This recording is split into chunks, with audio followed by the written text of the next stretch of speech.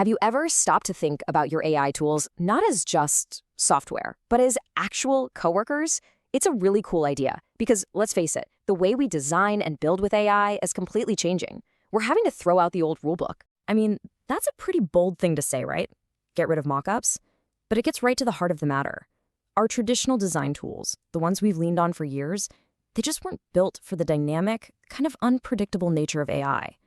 We're leaving a world of predictable clicks and entering one of intelligent conversations. So why are we saying goodbye to mockups? Well, it's because the lines between design, product, and engineering are getting super blurry. That old way of doing things, where one team hands off a static design to the next, that's pretty much over. Now everybody can jump in and build together, all at the same time. And this really points to a massive shift in how we need to think. The old process, with all its layers and handoffs, it kept us at arm's length from the actual technology. The new way, it's all about getting hands-on. You've got to jump in and really feel the material, interact with the AI models themselves to get what they can actually do. Okay, so how do we start to feel the material? A great starting point is to think of our AI partners as 4 different kinds of colleagues, each one with its own unique style of working with us. All right, let's meet the team. We've got the invisible assistant, the ambient observer, the inline tool, and of course, the conversational partner. Let's dig into what each of these coworkers brings to the job. First up, the invisible coworker. This is the AI that's working hard behind the scenes. You might not even realize it's there.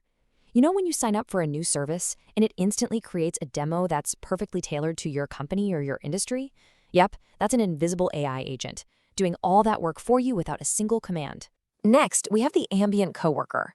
This AI is kind of just there in your workspace, but it's not the main thing you're focused on.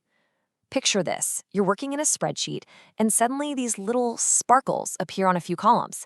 That's the AI, finding opportunities to clean up your data or make improvements, all without getting in your way. Then there's the inline coworker. This is the AI you specifically call on to do a job, right inside your workflow. So imagine you're dealing with a massive data set, and you spot an error. You can just ask the AI to write and run the code to fix that error across millions of rows. And poof, it's done. Instantly. And last but not least, the conversational coworker. This is the one we're probably almost familiar with, the AI you chat with. But we're talking way beyond just answering questions here. You can literally give it a set of instructions, and it can build a whole functioning application from the ground up, just based on your conversation. Now, understanding these 4 types is a great start. But to really design for them, we need a completely new philosophy.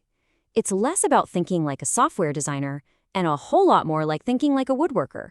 This quote, which was inspired by the folks over at Anthropic, it just nails the new mindset perfectly. Our job is no longer to control every single pixel in action. Instead, we have to become a character coach, shaping the AI's personality and guiding it towards the best possible outcomes. And the difference is just night and day. The old way was all about control, using rigid mockups and giving strict step-by-step orders. The new way is about being a character coach. You're not giving orders, you're shaping the AI's nature to get results you never could have planned for. So the first theme of this woodworker's mindset is feeling the material. Think about it. A woodworker has to know the wood they're using, its texture, its strength, where its flaws are. It's the exact same for us. To design with AI, you have to get your hands dirty. You need to play with the models directly to learn their quirks and strengths. Here is a fantastic way to think about your new job. People often call these large language models an intern with a PhD.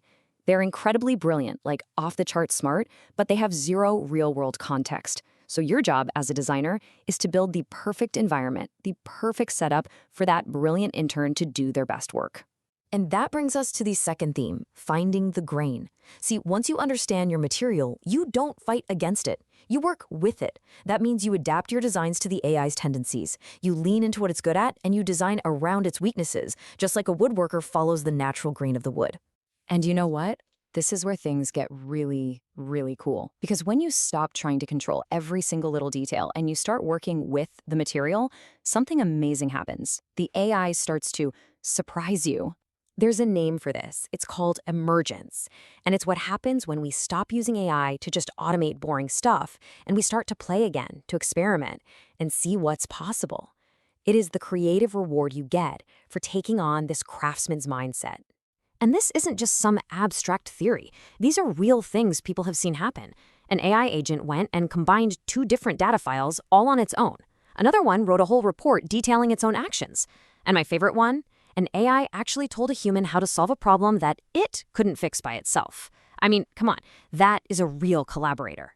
So all of this brings us to one final, really important idea, one that challenges us to think about our own role in all of this. It's this concept called your pelican on a bicycle. What is that? It's your personal, ambitious, maybe even slightly weird or bad idea that you just feel like you have to build. It's not about being practical right now. It's about creating your own personal benchmark to test where AI models are going and to explore the design ideas you're really passionate about. So, as we're all stepping into this new world of AI collaboration, the real question isn't just about what we can automate. It's about what we can create. What strange, ambitious, wonderful thing are you going to build to explore what's next? What's your pelican on a bicycle?